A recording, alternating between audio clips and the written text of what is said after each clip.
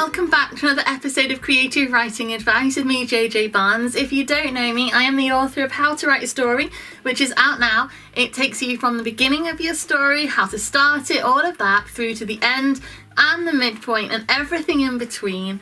I also cover ideas for characterization, how to get over writer's block, and how to edit your story too. So hopefully with that book, I will be able to help you get your story out into the world.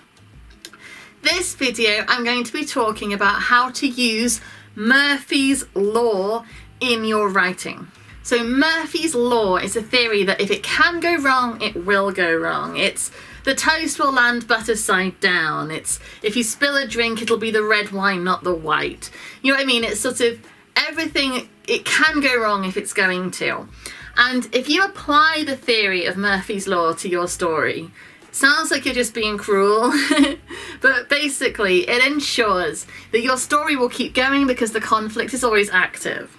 Because the thing is, if you make it too easy for your protagonist, so say your protagonist wants to get something, which is the whole point of your story, but they want to get something in that scene, they want to go and get a thing.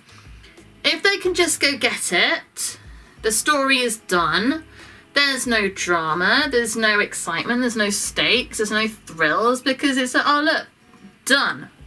But if you throw Murphy's Law onto them and make it so if it can go wrong, it will go wrong, suddenly it becomes a challenge. And really, Murphy's Law in story is a way of making sure that every step of your story is a challenge that has to be overcome. And by doing that, by making it so your characters are constantly having to overcome obstacle after obstacle after obstacle, you force them to grow and learn, you force them to change, which sends them on a character arc, which is really important for your story, because your characters should learn, your characters should improve, get better, get smarter, get stronger, get whatever it is they need to get. Your character should be forced to change and become a person worthy of achieving their final goal. And if everything just lands on their plate because nothing goes wrong, it will be too easy, they won't have to improve as people, and your story will just be over too fast. Why, stick around for a story that's, say, 50 pages, I know it's really short, but just go with me, 50 pages, if they could get what they want in the first two, but you kind of drag it out by coming up with reasons they haven't got it, but everyone could see if they want it, they could just go get it. Or what's the point of reading a story that's 2 pages long because it's oh right, I want that, I have that.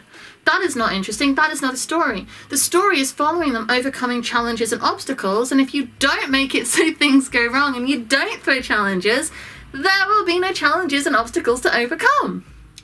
The thing is, your antagonist is going to be a lot of the reason Murphy's Law happens. Because if things just go wrong for no reason, that's boring, that's okay.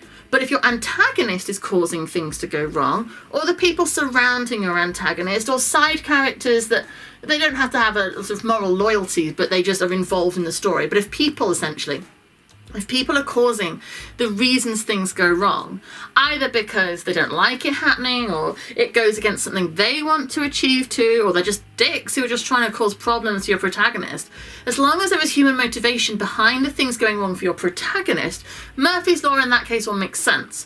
You can throw coincidental challenges in, because that's fine, but if it's all coincidental challenges, that's not great, because you need to have human motivation behind it, because the antagonist is supposed to be the main reason things are going wrong. Otherwise, what's the point in having an antagonist? But if you make sure that they are able to mess things up for your protagonist regularly, your protagonist will have a story, an adventure, obstacles, and growth. So once you've done that, Murphy's Law will make complete sense. You're making your character grow and change and learn. You're making it so through that growth and change and learning, they become worthy of the final goal. So your audience will root for them and support them because they can see that improvement. You're making your story last longer with actual story conflict, not just because you're dragging it out because it's just too easy and you have to try and force it to go on for longer. And you're making it entertaining along the way because it's not too easy and it does require activity. So I hope this has been helpful to you.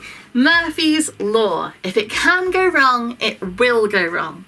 Just make sure it's by human doing for the most part, motivated human doing, not just random, and that it makes sense for your story. But basically, it'll help. It really will. And if you think about it in terms of it going wrong because it can, it will probably just make that process easier for you, and you'll be able to see it in your story, opportunities for conflict, challenge, and obstacle. So thank you very much for watching another one of my videos. I hope this has been helpful. Don't forget, if you subscribe to these videos, I'm putting out a video every Monday, Wednesday and Friday. I take ideas of story, I break them down, I try to inspire you and give you the confidence that you need to tell your story. And you can go to my website, which is jjbarnes.co.uk, and over there you'll find links to all my social media and my work. And if you drop a comment on this video, I'm always fine if people don't agree with what I'm saying. It's fine, and if you do, or you have any questions, anything like that, let me know and I will do my best to answer them as quickly as I can. Yeah, thank you very much for being involved in my YouTube channel. I really appreciate it. Bye.